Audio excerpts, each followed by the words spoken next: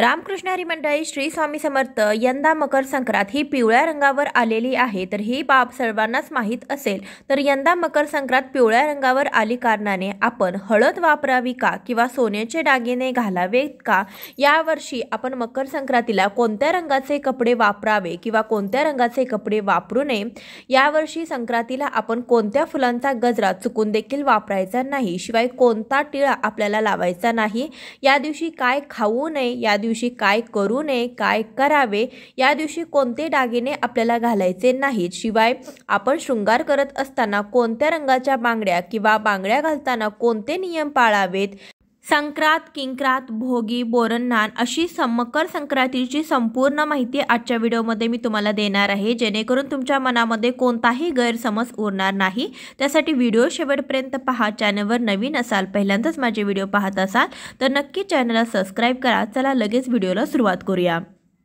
आपल्या हिंदू भारतीय संस्कृतीमध्ये स्त्रियांच्या साजशृंगाराला विशेष असं महत्त्व असतं. कपाळावरचे कुंकू, गळ्यातले मंगळसूत्र, पायातली जोडवी, हातातल्या लाखेचा चुडा हे बाईच्या रूपात भर पाडणारं विशेष लेणं आहे. इंग्लिश नववर्षामध्ये पहिला सण येतो तर तो म्हणजे मकर संक्रांती. हा सण पौष महिन्यामध्ये साजरा केला जातो. पौष महिन्यामध्ये जेव्हा सूर्य मकर राशीत प्रवेश करतो तेव्हा संक्रांतीचा सण साजरा केला जातो. संक्रांती ही एक देवी आहे आणि ही देवी दुसरी तिसरी कोणी नसून आई जगदंबेचंच एक दुसरं रूप आहे. पण या देवीने मकर संक्रांतीच्या दिवशी शंकरासूर नावाच्या राक्षसाचा वध केला होता, त्यामुळे या देवीला संक्रांती असं देखील म्हटलं जातं. ही संक्रांती देवी मकर संक्रांतीच्या दिवशी दरवर्षीप्रमाणे वेगवेगळ्या वाहनावर बसून येत असते. तसे संक्रांती मातेच्या हातामध्ये वेगवेगळ्या प्रकारचे शस्त्र देखील असतात. ती वेगवेगळ्या रंगाची वस्त्र नेसून आत येते. तर म्हणजेच वर्ष बदललं की देवीच्या वस्त्राचा रंग बदलतो, वाहन बदलतं, शस्त्र बदलत असतं. म्हणजे प्रत्येक वर्षी थोडाफार बदल हा संक्रांती देवीमध्ये होत असतो. प्रत्येक वर्षी संक्रांती देवी एक वेगळं रूप धारण करून येत असते. संक्रांती देवीची एक छोटीशी गोष्ट सांगायची झाली तर फार वर्षापूर्वी शंकरासूर नावाचा एक राक्षस होता. तो लोकांना फार पीडा देत असे.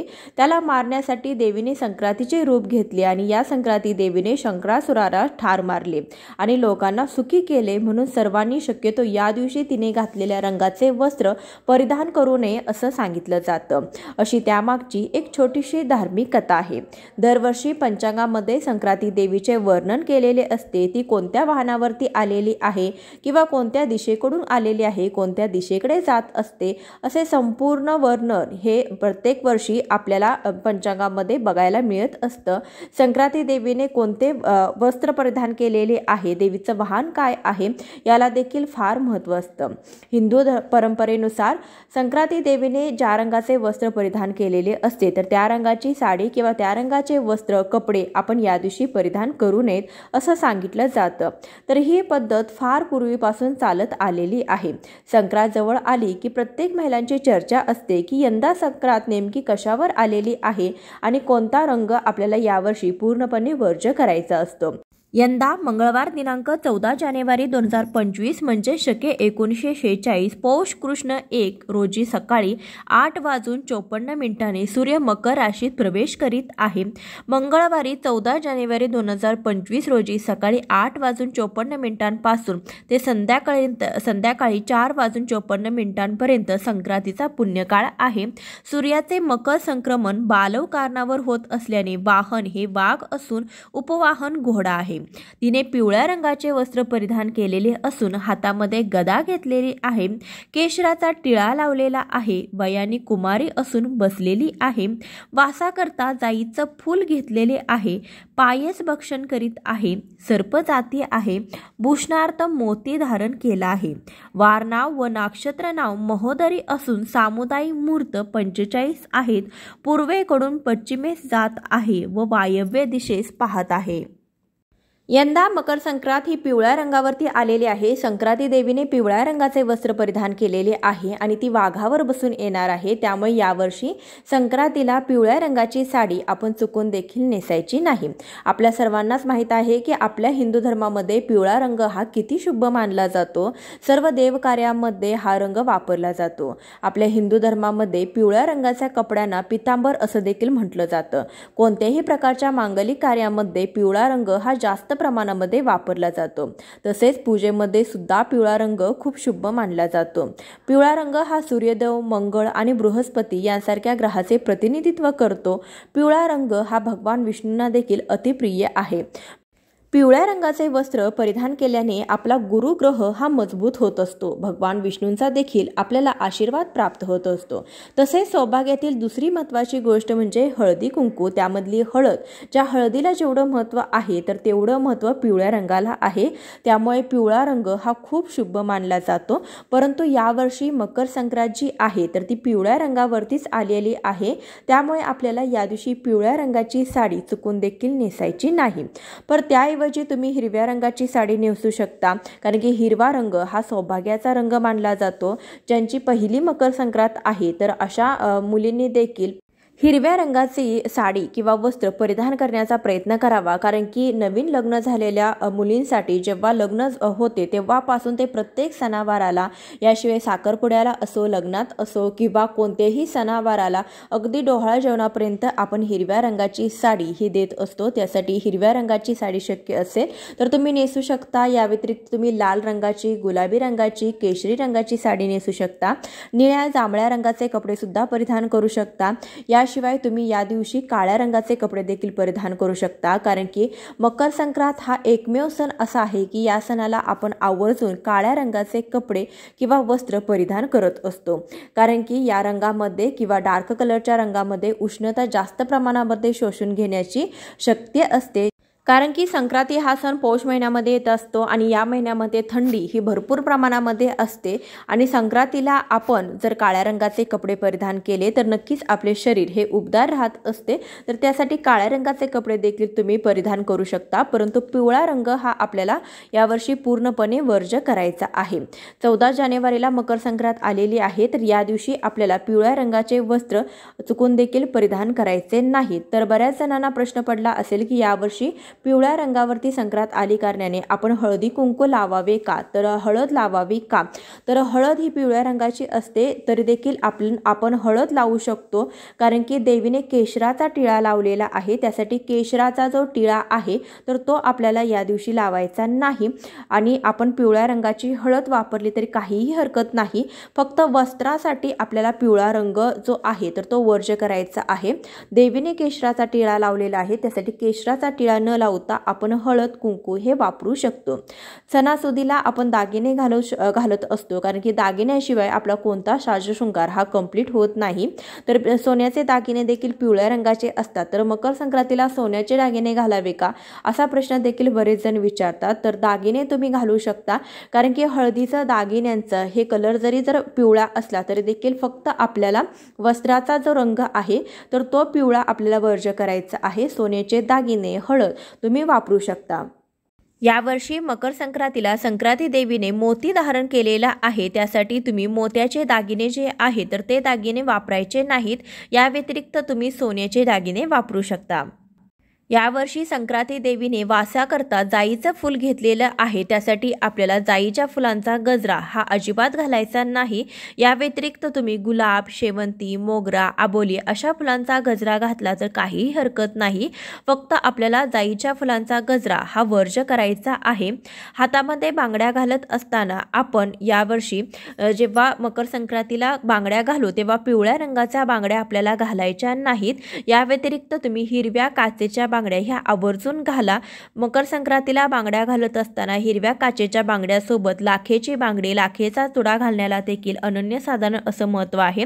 शक्य झाल्यास लाखेची एक बांगडी का होईना तुम्ही नक्की घाला। हिरव्या काचेच्या बांगड्या घालण्याला अनन्यसाधारण महत्त्व आहे। तुम्ही सोन्याच्या कितीही बांगड्या घातल्या तरी देखील काचेच्या हिरव्या बांगड्या आवर्जून घाला। बांगड्या घालत असताना मेटलच्या बांगड्या किंवा प्लास्टिकच्या बांगड्या चुकून देखील घालू नका। पिचक्या बांगड्या हातामध्ये ठेवू नका, त्यामुळे आपल्या घरामध्ये दारिद्र्य येतं। त्यासाठी पिचक्या बांगड्या असतील, बांगडी पिचकलेली असेल तर लगेच ती हातापासून दूर करा। बांगड्या घालत असताना आपण एका हातामध्ये 6 तर एका हातामध्ये 7 अशी चढती बांगडी आपल्याला घालायची आहे। तर बांगड्याचे हे नियम देखील आपल्याला मकर संक्रांतीला पाळायचे आहेत। यावर्षी संक्रांती देवी जी आहे तर ती पायस भक्षण करीत आहे, म्हणजे पायस म्हणजे खीर. तर या दिवशी खीर आपल्याला चुकून देखील खायची नाही. तुम्ही कोणतीही खीर या दिवशी खाऊ नका, कारण की देवी जे करत आहे तर ते आपण करू नये असं सांगितलं जातं. त्यासाठी ती पायस भक्षण करीत आहे म्हणजे खीर खात आहे.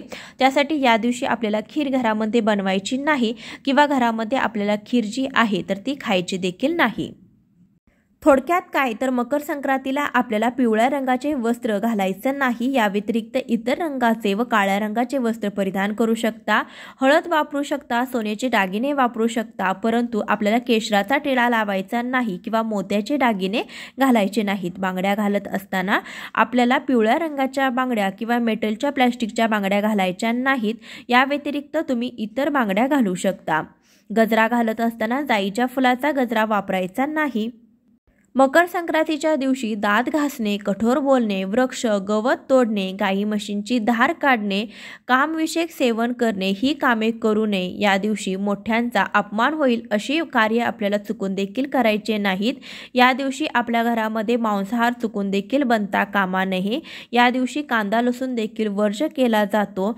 मकर संक्रांतीच्या दिवशी दान करण्याला अनन्यसाधारण असं महत्त्व आहे. या दिवशी तुम्ही नवे भांडे, गाईला घास, अन्न, तिलपात्र, गूळ, तीळ, सोने, भूमी, गाय, वस्त्र, घोडा इत्यादींचे यथाशक्ती दान करू शकता.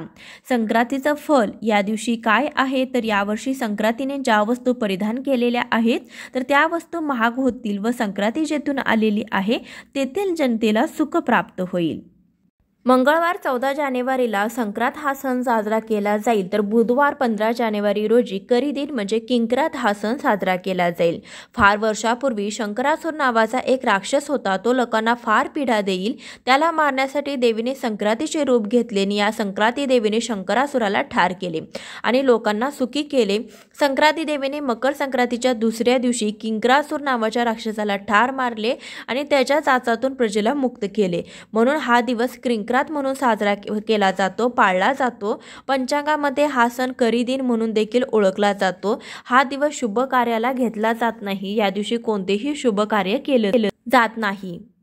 किंक्रातीच्या दिवशी स्त्रिया हळदी कुंकू समारंभ साजरा करतात. या दिवशी स्त्रियांनी शेणात हात घालू नये असं देखील सांगितलं जातं. किंक्रातीला भोगीच्या दिवशी केलेली भाकरी राखून ठेवली जाते आणि ती शिळी भाकरी खाल्ली जाते. केर कचरा काढण्यापूर्वी वेणी घालावी असं देखील सांगितलं जातं. तसेच दुपारी हळदी कुंकू करतात. अशा काही प्रथा देखील किंक्रातीला महाराष्ट्रामध्ये पाळल्या जातात. तसेच या दिवशी बेसनाचे धिरडे करून खाण्याची देखील प्रथा आहे.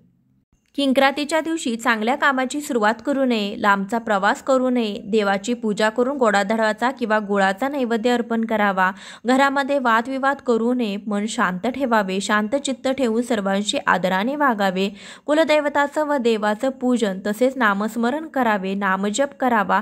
ही काही कामे किंक्रातीच्या दिवशी करावीत किंवा काही कामे वर्ज करावीत. यंदा 2025 मध्ये 13 जानेवारीला मंगळवारी भोगी हा सण साजरा केला जाईल. भोगी शब्द भुंजे या धातूपासून बनला आहे. याचा अर्थ खाणे किंवा उपभोगणे. भोगी हा आनंदाचा उपभोगाचा सण म्हणून देखील ओळखला जातो. या दिवशी इंद्रदेवाची आठवण काढली जाते. इंद्रदेवाने आपल्या धर्तीवर उदंड पीक पिकवावी म्हणून प्रार्थना केली जाते अशी मान्यता आहे. वर्षानुवर्ष बळीराजा आपल्या शेतातून अशीच पिकं काढत राहो आणि या पृथ्वीवरच्या माणसांची किंवा प्राण्यांची भूक भागवत राहो अशी प्रार्थना देखील भोगीच्या दिवशी केली जाते. भोगी हा सण हेमंत ऋतूमध्ये येणारा सण आहे. या दिवसामध्ये शेतामध्ये धनधान्य बहरलेलं असतं, त्यामुळे आहारातही त्याचा तितकाच चविष्ट पद्धतीने वापर केला जातो. म्हणून या दिवशी भोगीची स्पेशल मिक्स भाजी तयार केली जाते. महाराष्ट्रात काही ठिकाणी या भाजीला खिंगाट असं देखील म्हटलं जातं. या दिवसात उपलब्ध असणारे आणि शरीरात उष्णता वाढवणाऱ्या अनेक पदार्थांचे यामध्ये समावेश केला जातो. तीळ लावलेले बाजरीची भाकरी, खरडा, सर्व शेंगभाज्या, पावट्याचे दाणे, वांगी, बटाटा अशा सर्व भाज्या मिक्स भाजी करून खाल्ली जाते. असा हा भोगीचा सण साजरा केला जातो. मकर संक्रांतीपासून ते रथसप्तमीपर्यंत हळदी कुंकू साजरं केलं जातं. घरात बाळ जन्माला आल्यानंतर येणाऱ्या पहिल्या संक्रांतीचं खूप महत्त्व असतं. या दिवशी लहान मुलांना बोरण न्हाण घातलं जातं. परंपरेनुसार ज्या पद्धतीने नवविवाहितेला हलव्याचे दागिने घालून सजवतात त्याचप्रमाणे लहान मुलांना सुद्धा काळे कपडे घालून हलव्याचे दागिने घातले जातात. हा लहान मुलांचा कौतुक सोहळा असतो. बाळाचा जन्म झाल्यानंतर पहिल्या संक्रांतीला बोरन्हाण घातलं जातं। या शिशु संस्काराची व्याख्या म्हणजे लहान मुलांना उत्तम आरोग्य लाभावे म्हणून बोरन्हाण घालण्याची पारंपरिक पद्धत आहे। संक्रांतीनंतर ऋतूमध्ये बदल होताना जाणवतो। बाळाच्या शरीराला बदलत्या ऋतूची बाधा होऊ नये म्हणून बोरन्हाण घातलं जातं। या कार्यक्रमात लहान मुलांना आमंत्रित केलं जातं। ज्यांचे बोरन्हाण करावयाचे आहे त्याच्या डोक्यावरून उसाचे तुकडे, भुईमुगाच्या शेंगा, बोरं, हरभरा, करवंद हे हळूवार टाकले जातात। एवढ्या वस्तू खाली पडताना बघून मुलं ती वेचून खातात। अशातच त्यांना नवीन फळ खाण्याची सवय लागणे सोपे होते। मुलांना ही फळे खाल्ल्यामुळे बदलत्या वातावरणात शरीर सुदृढ राहण्याला बळ मिळते। संक्रांतीच्या दिवसापासून रथसप्तमीपर्यंत आपल्याला आपल्या सोयीप्रमाणे कोणत्याही दिवशी बोरन्हाण करता येतं। बोरन्हाणासाठी कोणत्याही मुहूर्ताची गरज भासत नाही। बाळ अगदी लहान असल्यापासून ते 1 ते 3 या वयात देखील बोरन्हाण करता येतं। या कार्यक्रमात बाळाला घालण्यासाठी काळ्या रंगाचा ड्रेस निवडावा, हलव्याचे दागिने घालावेत ज्यात तिळाचा वापर केलेला असतो। तसेच लुटण्यासाठी मुरमुरे, बत्तासे, बोरं, करवंद, तिळगुळ, फुटाणे, उसाचे तुकडे, हरभरा आणावे। सध्या लोक त्यामध्ये बिस्किट, चॉकलेट्स देखील समावेश त्यामध्ये करतात। या कार्यक्रमासाठी नातेवाईक तसेच शेजापाजाऱ्यांना बोलावे। खाली स्वच्छ आसन पसरवून त्यावर तांदळाची किंवा गव्हाची रांगोळी काढून त्यावर पाट ठेवावा। बाळाला त्यावर बसून ओवाळावे। मग बाळाच्या डोक्यावरून सर्व पदार्थ हळुवारपणे ओतावे। इतर मुलांना ते लुटायला सांगावे।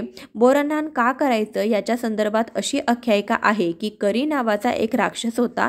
त्या करी राक्षसांची वाईट दृष्टी व वाईट विचार मुलांवरती पडू नये यासाठी सर्वात आधी हे कृष्णावरती केलं गेलं होतं।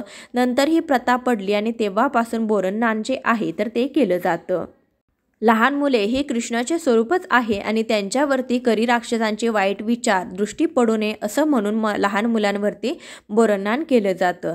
तसेच शास्त्रामध्ये बघितलं तर या कालावधीत वातावरणात अनेक बदल होत असतात। लहान मुलांना या बदलत्या ऋतूची बाधा होऊ नये म्हणून या काळात मिळणारी फळे मुलांना खायला घातली जातात। त्यांना मजा येवावी म्हणून अशी फळे वेचून खाण्याची संधी त्यांना दिली जाते। म्हणून यामध्ये बोरं, उसाचे तुकडे, भुईमुगाच्या शेंगा यांचा समावेश केला जातो। खेळाच्या माध्यमातून या वस्तू मुले वेचून खातात आणि त्यामुळे पुढील वातावरणासाठी त्यांचे शरीर हे सुदृढ बनते असे शास्त्रीय कारण देखील यामागे असावे। हल्ली यामध्ये चॉकलेट, गोळ्या, बिस्किटे याचा देखील समावेश करण्यात येत असतो। आजच्या व्हिडिओमध्ये मकर संक्रांतीच्या सणाविषयी संपूर्ण माहिती देण्याचा प्रयत्न केलेला आहे। व्हिडिओ आवडला असेल तर जास्तीत जास्त लोकांपर्यंत नक्की शेअर करा। चॅनलवर नवीन असाल तर सबस्क्राईब करा। भेटूया अशाच एखाद्या व्हिडिओसोबत। तोपर्यंत श्री स्वामी समर्थ, रामकृष्ण हरी।